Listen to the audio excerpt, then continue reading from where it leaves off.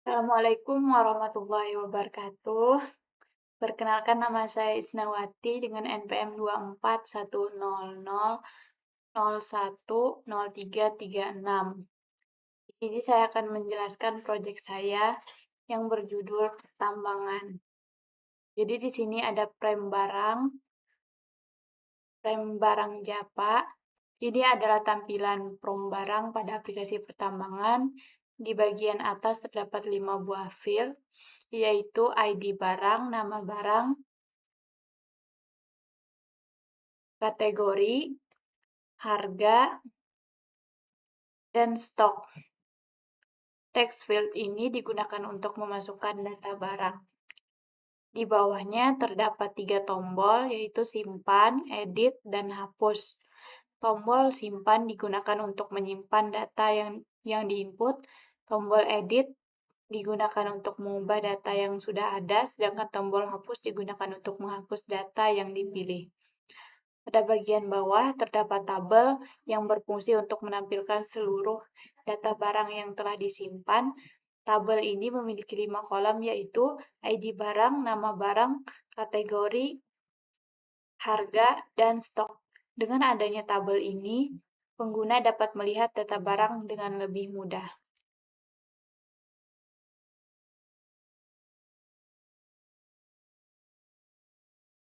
Lalu ada frame utama. Ini adalah tampilan frame utama pada aplikasi pertambangan saya. Pada prom ini terdapat 2 tombol menu, yaitu prom barang dan prom pemasok. Tombol prom barang digunakan untuk membuka halaman pengelolaan data barang seperti menambah, mengubah, dan menghapus data barang. Sedangkan tombol prom pemasok digunakan untuk membuka halaman pengelola data pemasok atau supplier. Jadi, frame utama berfungsi sebagai menu utama yang memudahkan pengguna memilih halaman yang diakses.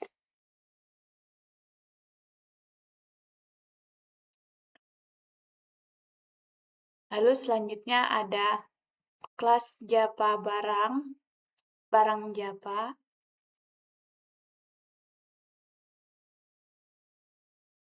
Di baris pertama ada PKG pertambangan.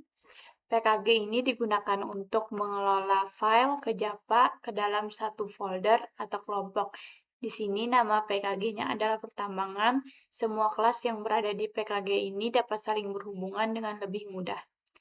Lalu di baris ketiga ada import Japa util array list. Import digunakan untuk mengambil kelas dari library Japa. Array list dari PKG berasal dari PKG Japa util. Array list adalah struktur data yang dapat menyimpan banyak data dan ukurannya bisa bertambah secara otomatis.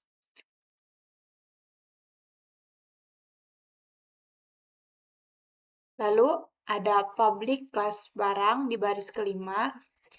Public class dapat diakses dari kelas lain. Kelas barang adalah nama kelas. Kelas ini berfungsi sebagai tempat menyimpan data barang. Lalu ada di baris ketujuh ada deklarasi array list ID barang. Membuat array list bernama ID barang. Tipe datanya string digunakan untuk menyimpan ID barang. Lalu ada deklarasi di baris ke-8, ada deklarasi nama barang, menyimpan nama barang.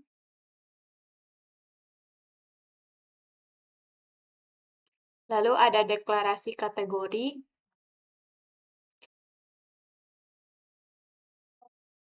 digunakan untuk menyimpan kategori barang. Lalu ada deklarasi harga, menyimpan harga barang menggunakan tipe data double karena harga bisa memiliki angka desimal.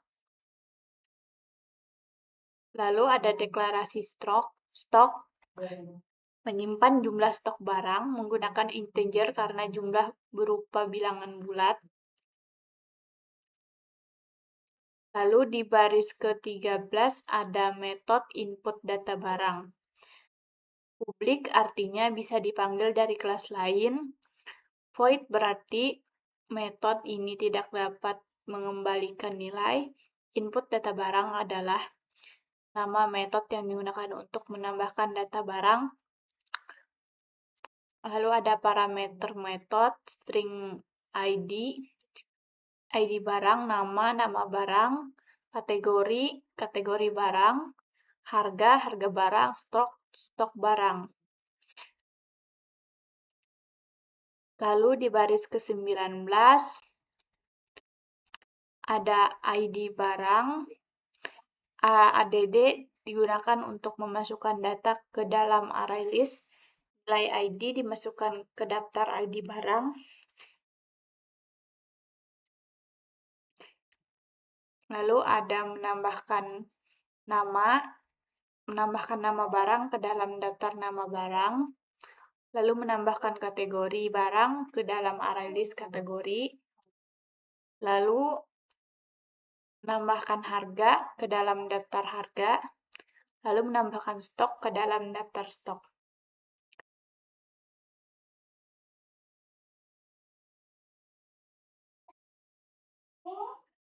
Lalu ada penutup metode, artinya metode input data barang selesai. Di baris ke-24. Lalu di baris ke-26 ada public array list string list ID barang.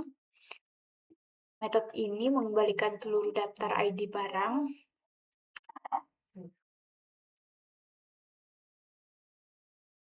Lalu ada return ID barang, artinya mengembalikan isi array list ID barang. Lalu ada metode list nama barang di baris ke-30. Ini berfungsi untuk mengembalikan semua nama barang. Lalu di baris ke-34 ada metode list kategori, mengembalikan seluruh kategori barang. Lalu ada metode list harga, mengembalikan semua harga barang. Lalu ada metode list stok, mengembalikan seluruh stok barang. Lalu ada penutup kelas, artinya kelas barang telah selesai dibuat.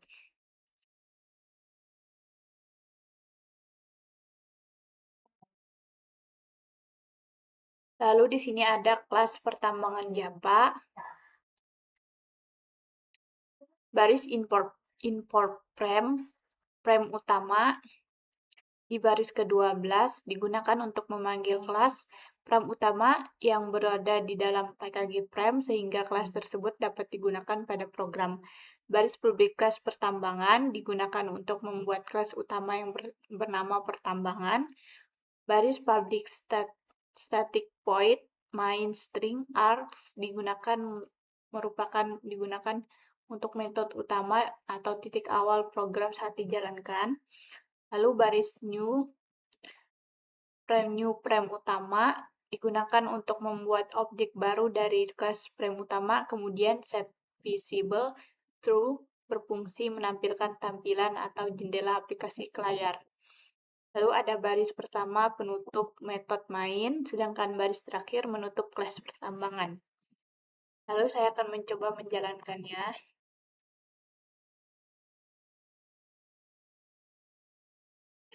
Di sini kita dapat memasukkan ID barang, misalnya 2410.